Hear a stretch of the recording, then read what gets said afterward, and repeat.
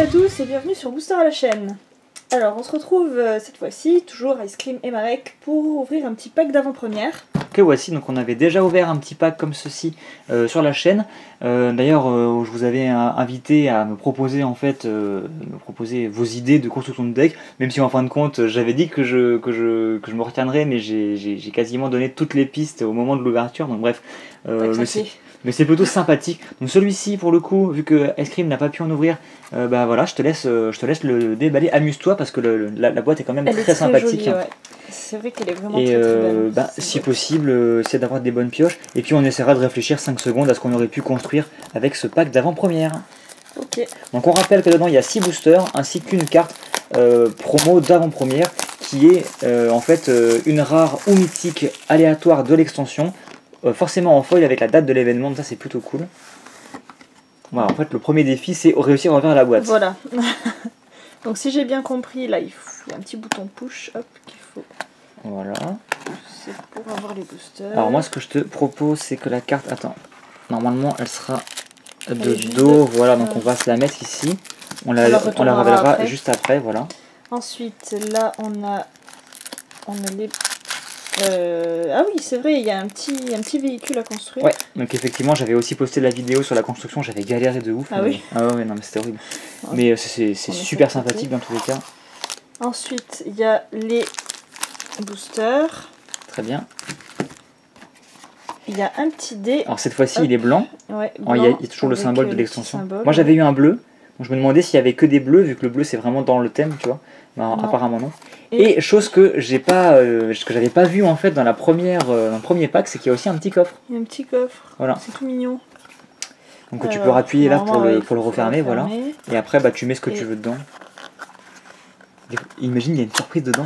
Ah bah non. Non, il est vide, oui, c'est pour moi, mettre le dé. Moi j'ai rangé les petits éléments que j'avais dégrafés en fait dedans, mais je suppose qu'on peut ranger ces dés ou quoi que ce soit. Enfin, c'est plutôt sympathique. Tiens, donc tu pourras garder la boîte parce qu'elle avait l'air de t'intéresser. Ouais, elle est très belle.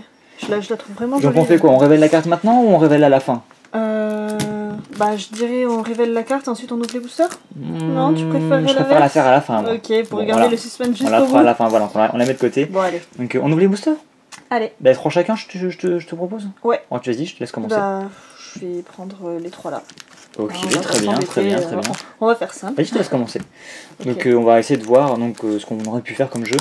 Donc de détecter les spoilers. Donc si on ouvre une mythique en limité, je vous rappelle que le but c'est de construire un deck avec ce que vous ouvrirez et uniquement ce que vous ouvrirez, y compris cette carte là qui est jouable, mais on ne sait pas encore ce que c'est.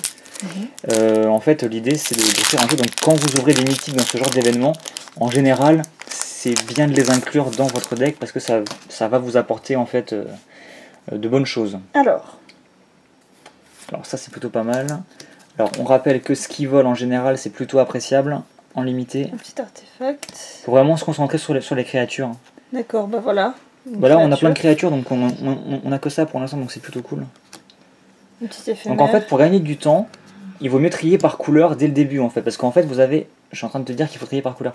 Oups. Donc en gros, quand vous faites ce genre de petit événement, vous avez un temps limité pour tout ouvrir et pour construire votre jeu. Pour donc, ouvrir, lire, construire. C'est ça, c'est ça. Donc si celui-ci, tu vois, comme il a un symbole bleu, on peut le considérer comme bleu parce qu'il va se jouer avec des bleus. D'accord. Et l'idée c'est que vous n'avez pas le temps de trop profiter de votre pack d'avant-première puisqu'il faut très vite trier, prendre conscience de ce que vous avez ouvert. Donc, ça c'est artefact incolore. Et pour ensuite construire votre jeu rapidement. Et c'est ça qui est un peu difficile, surtout pour les joueurs débutants.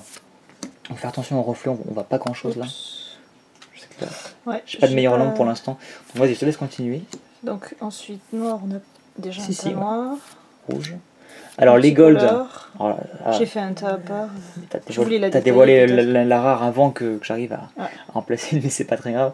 Ce que je veux dire, c'est que les cartes gold, donc multicolores en limité, c'est très chaud parce que il vaut mieux pas se dire ouais j'ai une gold, je vais la placer, je vais créer un jeu avec du blanc et du noir. Non, il vaut mieux observer vos cartes blanches et noires et si par hasard vous arrivez à faire un jeu qui est cohérent en blanc et en noir, alors vous penserez peut-être à inclure vos cartes multicolores. Mais sinon, il vaut mieux éviter, vu qu'il n'y a pas trop de cartes dans l'extension qui vous apportent du mana de la couleur de votre choix, à moins que vous piochez ces fameux terrains qui vous apportent du mana multicolore, puisque, je le rappelle, en limité, comme ceci, on a terrain de base illimité, mais que les terrains de base, pas les terrains multicolores, tout simplement. Et donc, ta rare, c'était... Donc, bah, c'est un petit rituel. Voilà. Et donc il vaut mieux essayer de la placer dans le jeu qu'on construit, si Alors, j'ai bien compris. pas nécessairement, c'est pas un spoiler. On appelle spoiler une carte qui vraiment, comme son nom l'indique, va un peu plier la game en fait. C'est-à-dire que tu vas la jouer, ça tu peux mettre de côté, c'est pas utile. Tu vas la jouer et en gros ça va vraiment te faire gagner quoi, en quelque sorte. Donc là pour le coup c'est une carte qui vous ramène des créatures qui sont déjà mortes depuis votre cimetière par exemple, enfin des cartes en fait, mais c'est pas une carte, c'est pas un spoiler en tant que tel, tu vois ce que je veux dire. D'accord. Donc vas-y, booster suivant. Donc là pour l'instant premier booster. Il n'y a rien de phénoménal quoi. Ouais, il n'y a même aucune des petites communes Unco qui m'a tapé dans l'œil tout bêtement, donc peut-être le... Non, j'allais dire même le géant, c'est même pas une créature. Éventuellement le petit mur qu'il y a là. C'est une 0,4 défenseur portée, c'est toujours bien. Ça rentre dans tous les jeux et ça vous protège.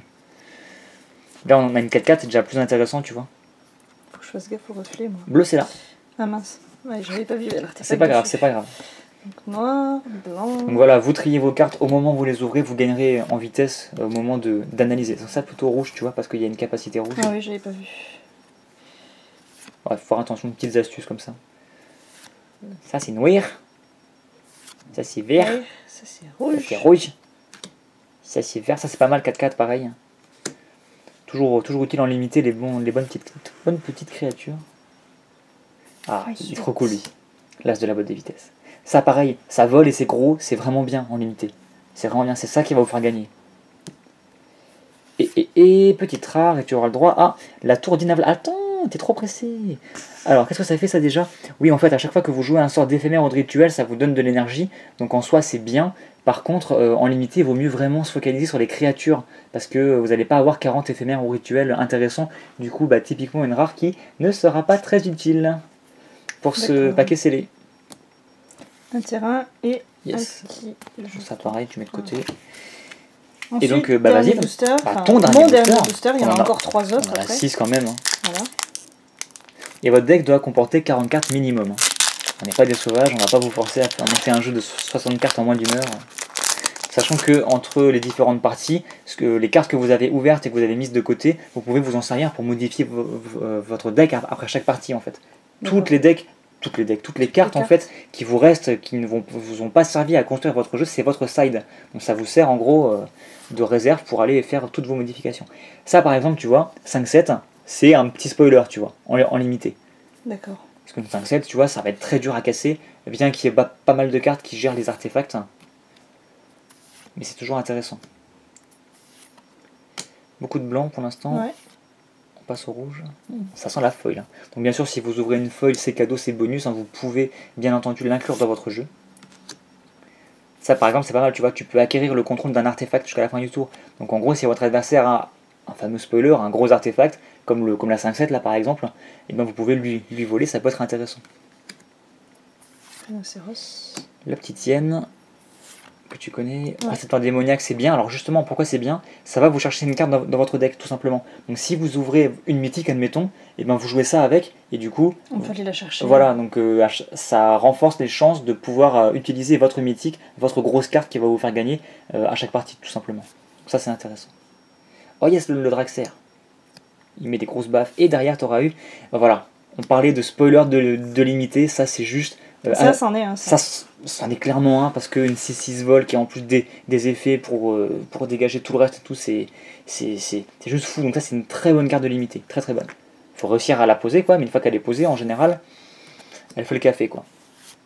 Ok, bah c'est tout pour tes boosters. Et donc en fait, ensuite, on choisit...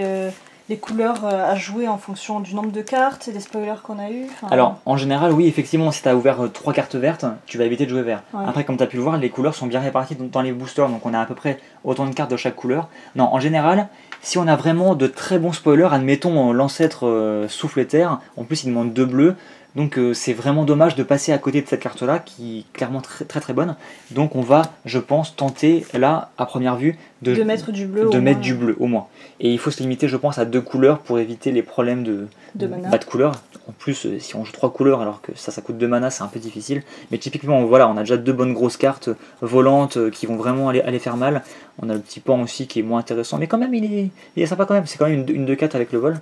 Le Barnamite, voilà, on a quand même des bonnes petites cartes en bleu, des cartes assez fortes. Dans les 3 autres boosters. Absolument. Donc là, idéalement, vu comme c'est parti, ce serait cool pourquoi pas de rouvrir une rare ou deux, tu vois, en bleu. Bon, bien sûr, on n'a pas encore défini notre couleur secondaire. Moi, j'ai vu ça qui me donne envie de jouer du noir pour le moment, parce que pour aller chercher notre petit spoiler. Mais bon, bref, on va voir. Donc ça va dépendre de ce qu'on ouvre par la suite, bien entendu. Donc ça, c'est le 4e booster.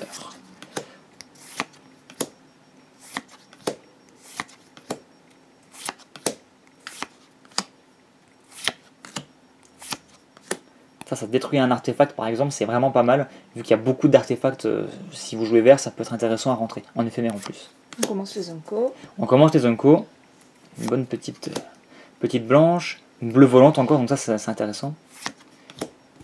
Et la rare de ce booster sera... Et ben voilà, résultat paradoxal, on parlait de bleu. Mais alors, est-ce que c'est bien en limité? Tu renvoies n'importe quel nombre de permanents non jetons et non terrains ciblés que vous compterez dans la main de leur propriétaire et vous piochez autant de cartes que de cartes renvoyées. Donc en gros, vous allez renvoyer des cartes qui sont en jeu dans votre main et piocher des cartes en échange. Donc c'est... On peut construire des trucs avec, mais en limité, ça me semble un peu pas très utile. Corrigez-moi si vous pensez que je me trompe. Et on va s'ouvrir le 5e booster. Donc là, au niveau des rares, c'est un peu moche, quoi. Bien sûr, on n'a pas eu de mythique, on peut pas en avoir à chaque fois. Mais au niveau des rares, c'est un petit peu bof. Donc, enfin, sauf bien sûr, je trouve le Léviathan qu'on a ouvert tout à l'heure qui était vraiment bon à mon sens. Donc bon, on a ouvert pas mal de petites rares, au moins 3 là, qui n'étaient pas excellentes pour le limité de base, tu vois. Donc bon. Ouais, je me dis que c'est un peu bof. Donc ça pareil, une petite bleue qui peut gagner le vol, ça peut vraiment être cool. Parce que dites-vous que si vous jouez du vol en face, il n'y aura pas énormément de cartes qui résistent au vol. Un équipement qui va booster une créature, vous accrochez ça à une petite bête volante, ça la renforce, ça va mettre des baffes. Là je pense qu'on a vraiment de quoi faire en créature volante. Pareil, un équipement, pareil, ça c'est vraiment cool. Vous équipez ça à une bébête volante, ça va mettre des baffes. Non, je pense que niveau bleu et vol, on est bien. C'est moi ou on a une foil là? C'est bien possible, hein. J'ai l'impression qu'on n'a pas ouvert beaucoup de communes. Il y avait un peu moins de communes, j'ai l'impression. Donc ça interagit avec les véhicules, comme vous n'avez pas forcément 40 véhicules, ça ne servira à rien. Des petits enchantements, un terrain, voilà. Et attention, rare, et ce sera Pia Nalaar, donc une petite madame qui va vous mettre des petits jetons mécanoptères. Et qui fait un peu tout et rien, donc rien de complètement fumé en limité, je pense, même si ça fait des petits trucs, quoi, mais pas de quoi justifier, je pense, d'intégrer du rouge, quoi, déjà. Et il me semble bien qu'on a une folle, parce que je sens qu'on a une carte supplémentaire, absolument. Ouais, alors, qu'est-ce que ça va être? Et ce sera une plaine, donc ça ne nous servira à rien. Mais elle est jolie. Mais si vous jouez du blanc, vous pourrez mettre votre plaine foil dans votre deck, et ça le rendra stylé. Mais à part ça, ça vous fera pas gagner. Et donc, dernier booster. Écoutez, je suis un peu déçu par ce pack d'avant-première jusqu'à présent, d'un point de vue limité, parce qu'il n'y a pas grand-chose, un truc ou deux, mais c'est tout, il n'y a pas grand-chose vraiment qui nous, en tout cas au niveau des rares et tout ça, qui nous donne envie de jouer et qui va nous faire gagner. Peut-être que je suis passé à côté de choses, et toi aussi, hein, mais je vous laisse, vous qui analysez tout, me contredire si vous remarquez des belles choses sur lesquelles on ne se serait pas arrêté. Hop, c'est pas mal aussi, tu vois. Potentiellement une 4-4 piétinement, c'est fort, quoi. Ça c'est la noire, très bien. Donc là on n'aura pas de folle, je pense, on a ouvert beaucoup de communes. Donc fanatique du circuit, pardon. Juge façonneur d'armure. Défricheuse des nuages, donc si vous souhaitez jouer du blanc avec votre bleu, ça pourrait être utile, en plus ça vole encore une fois. Et donc en rare, on aura le droit à un terrain double, et ça encore une fois, c'est très bien, un terrain double, mais en limité, encore une fois, ça ne sert à rien, puisque à moins que vous jouez vert-bleu, et là je pense que ça sera peut-être possible en plus, votre terrain il vous sert à rien, quoi. Il vous sert à rien, parce que voilà, même si vous le jouez, ça va pas vous servir à grand chose, vous avez juste 2 couleurs éventuellement. Donc voilà, une rare morte en limité, donc c'est un peu dommage d'ouvrir ça dans ces boosters. Bon, bah écoutez. Il reste la petite. Ouais, justement, ce pack était moyen sans plus, on va peut-être tenter de faire des choses avec. En tout cas au niveau des rares bien entendu, mais il n'y a rien non plus qui va vous faire gagner à tous les coups, c'est sûr, il n'y a pas genre un gros Planeswalker qui va vous faire tout défoncer, mais oula, je fais n'importe quoi, super, et vous me dites rien en plus.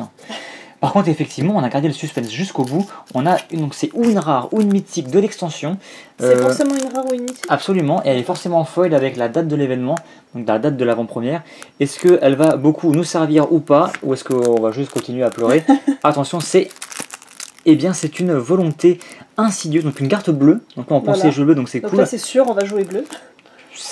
En tout cas, il y a de grandes chances, je pense qu'on va jouer bleu, c'est quasiment sûr. Donc c'est un petit éphémère qui va vous faire plein de choses. Donc ou bien vous contrecarrez un sort, ou vous changez les cibles, ou vous copiez un sort. C'est pas forcément utile, encore une fois, en limité. Ça pourra vous aider, mais sans plus. Donc rien d'exceptionnel, en tout cas, pour ce pack d'avant-première. Celui que tu avais ouvert avant, il était mieux. T'as pas dû voir la vidéo, mais effectivement, on avait ouvert des gros véhicules bien bavés. On avait ouvert une mythique, justement, le vaisseau spatial, on l'avait ouvert. Donc ça, typiquement, énorme spoiler qui s'intègre peu importe la couleur. Et je me rappelle plus trop ce qu'on avait dit, mais je crois qu'on était parti plutôt sur du blanc-noir. Il y avait des bonnes cartes en blanche, donc ouais. C'était, à mon sens, un pack d'avant-première un petit peu mieux. À vous de me contredire, on verra bien. Bref, quoi qu'il en soit, écoutez, j'espère que ça vous a plu. Voilà, on s'est rouvert un petit pack. Moi j'aime beaucoup ouvrir ces petits packs, on a toujours un peu le suspense de la carte là, qui peut être tout et n'importe quoi. Ça peut même être une Chandra, tu vois, foil directement. Waouh, c'est super cool. Là on a vraiment gagné notre soirée en quelque sorte.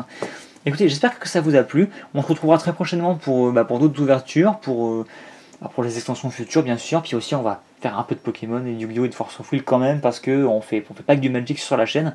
En tout cas, c'était à peu près tout pour Kaladesh. On se refera peut-être d'autres trucs par la suite en Kaladesh, on verra bien. En tout cas, la boîte est vraiment super jolie. Si vous n'ouvrez pas grand chose, que vous perdez votre tournoi, au moins vous aurez une belle boîte. C'est ça. Et une pleine foil, faut pas oublier. Et un petit dé. Et un petit bidule à construire. Bon, c'est vraiment cool. Voilà, donc quoi qu'il en soit, mon ouverture me convient parce que j'aime beaucoup cette petite carte justement, pas forcément limitée, mais je trouve qu'elle est plutôt cool. Et un terrain double, je crois que je l'avais pas en x4 celui-ci, donc c'est plutôt cool, ça complète mon playset, donc moi ça me va. Sur ce, moi je vous dis à très bientôt pour de nouvelles vidéos. Salut!